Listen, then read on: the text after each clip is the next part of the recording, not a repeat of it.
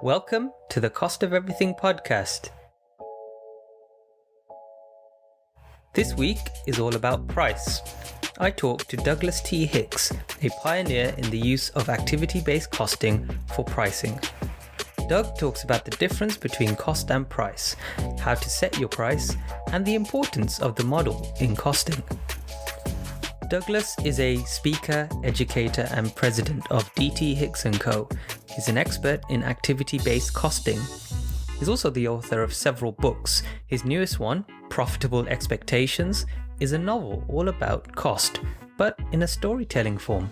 I've linked the book in the description.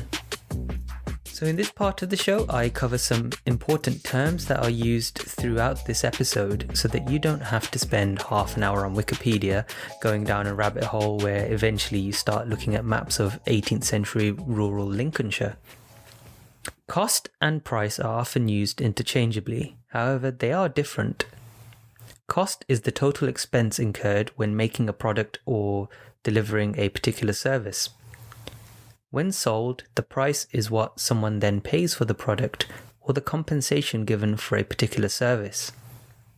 The difference between the price and the cost is your profit. More on this link between cost and price later on in the show. Leverage. So here I'm talking about the leverage in a negotiation setting rather than leveraging, which is using debt finance. Leveraging is the power and influence that one negotiating party has relative to the other. A supermarket has very little to lose if you do not buy there, so it sets the price of a loaf of bread and you can't negotiate. Whereas you need that loaf of bread to survive.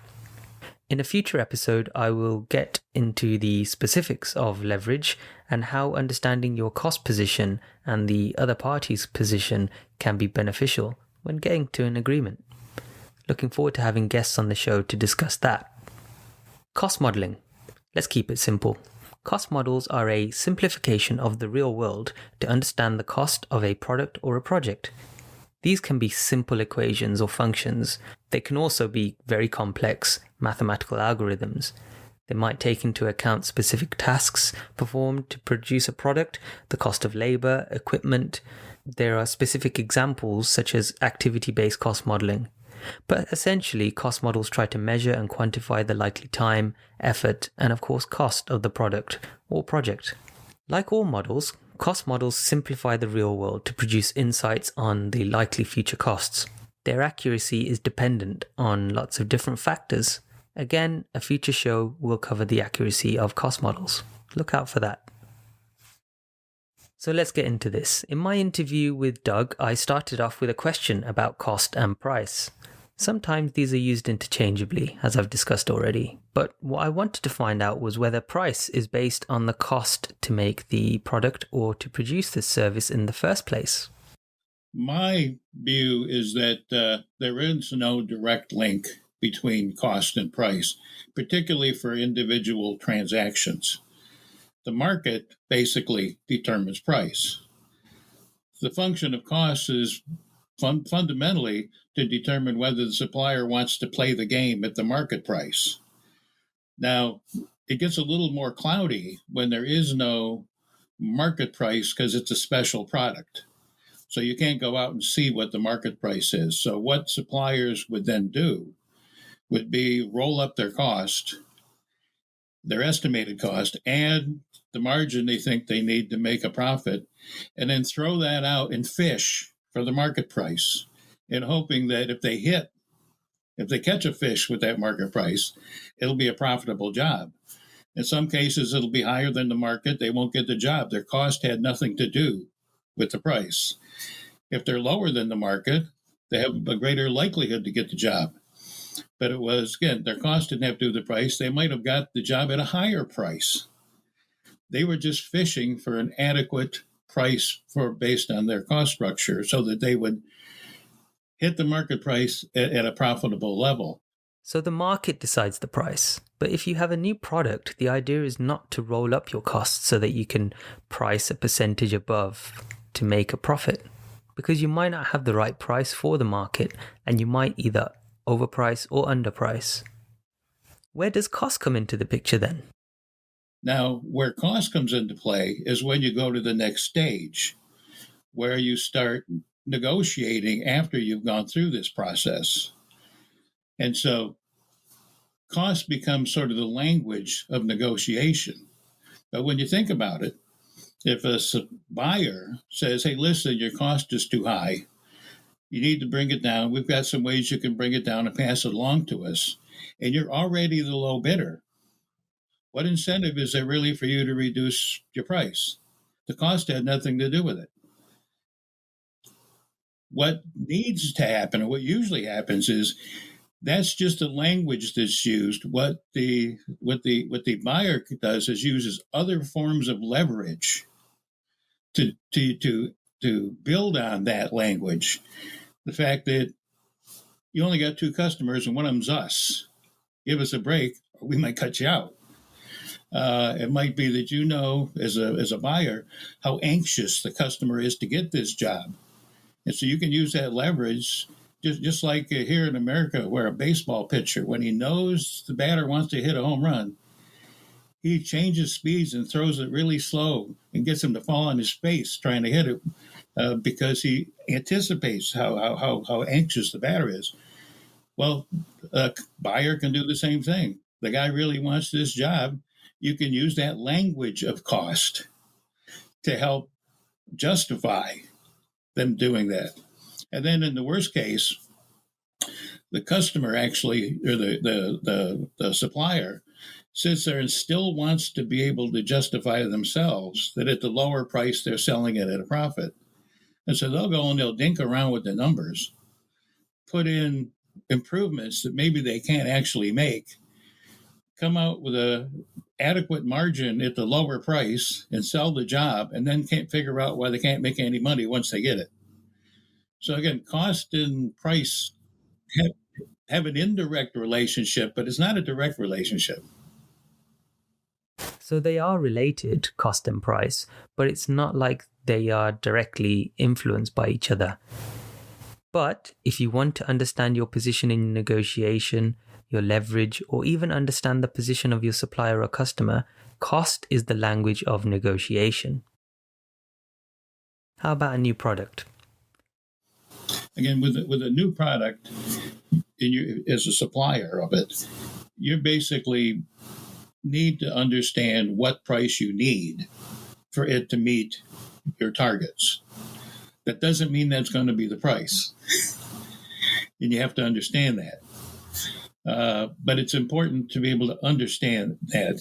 And then you can go with, however your strategy is. Sometimes your strategy is to get to work, not to make money, but to get your foot in the door. And there's all kinds of strategies that go along with that. What I think people need to understand is they need to understand what their true cost is, so that when they make a decision, it's based on good cost information. I don't care if people lose money on a job, as long as they do it on purpose. It's when people don't understand the things, and then they make these decisions, and they make up stuff to feel better about themselves. The old sharpen your pencil and get the cost down. I've never seen costs actually go down when somebody sharpened a pencil. And so, those kind of things are where the issues come. But it gets confusing when people talk about cost and price together as if they're linked. When they're two independent parts of making a decision, they just happen to become part of the language in negotiation, which also makes it more confusing where you think they're linked. I know of a company, auto supplier here in Michigan, that has basically diversified its portfolio of products and customers so much that there's people that their customers don't have any leverage over them. If their customer comes in and says, we want a lower price than you bid, they tell them to take a hike because they don't have the leverage. They don't rely on any particular customer. They don't have that kind of leverage. Understanding your negotiating position for a product that already exists in the market, where you know what the customers are willing to pay for it, what differentiates the various products and their relative prices, might be readily available information. Likewise, but a bit more difficult to get a hold of, is supplier information, what their costs are, and the price they need to sell for. Understand your true cost. Don't deceive yourself.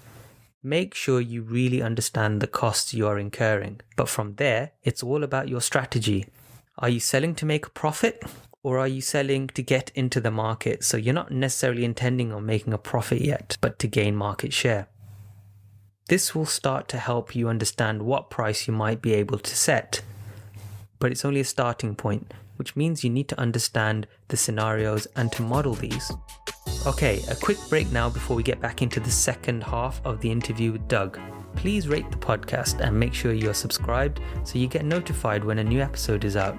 TheCostOfEverything.net is my website and it's expanding every week, so there'll be a lot of new content on there in the near future. You can also follow the page on LinkedIn and Twitter, where I share great content from organizations in cost, feature articles, and keep you informed on the latest events in the world of cost. Like, share, and subscribe, and help me to spread the knowledge on the cost of everything. Now, back to the interview with Douglas T. Hicks. So earlier I defined the term cost model. Some of you will have created your fair share of these. Many of you will now know what models are in general. We use them in most spheres of life. But right now, we have access to a lot of data, and with more data should mean better models, right? So I asked Doug about all this data and how that translates into better cost models. Well, I think without a good model, the data is useless. The way we understand the complex world around us is we create models of it. We pick the key factors. What are the relationships and the causality among those factors? And we construct an internal vision of how the real world works. And when we make decisions, we use those models to support our decisions, not reality. It's our perspective, our model of reality. So if your model does not reflect reality, it doesn't matter what data goes into it. It's not going to reflect reality. If the machine doesn't process it right, the data won't go through. The one example, simple example I like to use is if you wanted to calculate the area of a circle, something simple like that.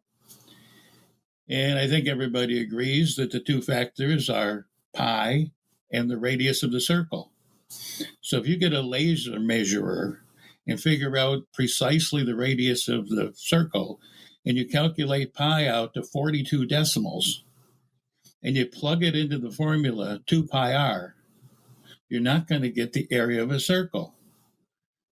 But if you just pace off the radius, or just go like this and say, I think it's about that big, and you just use 3.14, and you plug it into the formula pi r square, you're going to get a pretty close estimate. The model was wrong on the first one, but the data was precise. The model was right on the second one, the data was estimates. So if you process the data through the wrong model, you're not going to get the right answer. So I rank the model more important than the data. You can put estimates in a correct model and get pretty close, but you can't put precise data in a bad model and get close, unless it's just by luck. But when you're creating a model, you're painting a picture of what you see, of how things actually behave, of all the cause-effect relationships. Data has nothing to do with that, other than determining that's not worth measuring. So it's not like that. Now, there are other ways for maybe other applications where you look at all the data and you say, okay, based on what's available, how can I use this to create a model of what's going on? It's a model of reality. It needs to reflect reality. And it's not just about getting the good numbers to put into the model. If your model is wrong and the data is great, you can be precisely wrong. You then need the right data that helps the model, that will tell you whether something is worth doing or not. But don't just rely on plugging in more variables because the data is just available. Measure the right things. The right things will change over time, of course. Your costs and cost drivers will change as the world changes. So what makes costing new things difficult? I asked Doug what's the most difficult thing he's had to cost up and what made it so difficult. But the interesting things were like a marketing services business that provided all kinds of marketing services. had a lot of people working, and there were so many different kinds of things to measure the cost of to figure out whether a particular product or service line was profitable or not. Another one was a company that manages trade show exhibits.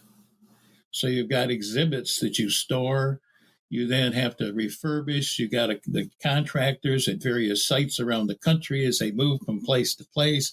Then you've got to put them back in storage and do all kinds. That was an interesting one. Again, kind of a place that there is no industry standard that people used. You had sort of come and put one together from scratch. And those are the kind that are fun.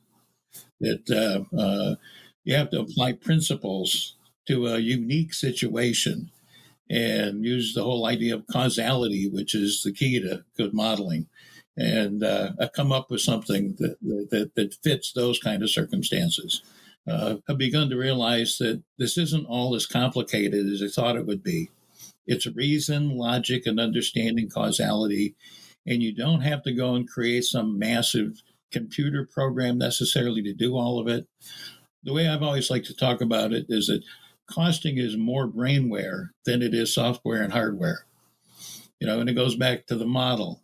Process stuff through the right model in your head is more important than having all the details. So, there was so much data that was available, no real standards to produce a model that reflects reality, and causality was the key in these situations. Having a set of principles to develop cost models based on trying to identify those causal relationships.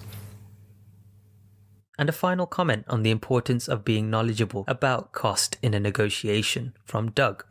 It's sometimes comical when I hear one of my clients and one of their customers negotiating, because it sounds like there's two people who've been to 1 day worth of costing class arguing about something that requires a master's degree in it, because everybody's talking nonsense on both sides sometimes.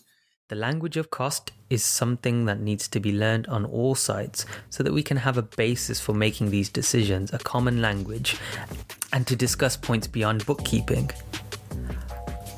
I hope you enjoyed that interview with Doug. He's so knowledgeable, and I'm hoping to get him back on the show in the future to discuss some things in depth. I think one of the key takeaways for me is that, especially in this information age, how important it is to have a set of principles that help you understand the things you should be modeling. More data availability might help with that, but it shouldn't be relied upon to help you understand your costs. Check out the latest book by Doug. It's a novel, so it's so much more easy to digest than a textbook. It's available widely, but I've also linked to it in the description. I don't get a commission for any of that, so don't feel bad for clicking on it. Rate and review the podcast, share it, get involved in the discussion thread on LinkedIn page. Thank you so much for listening, and have a great week.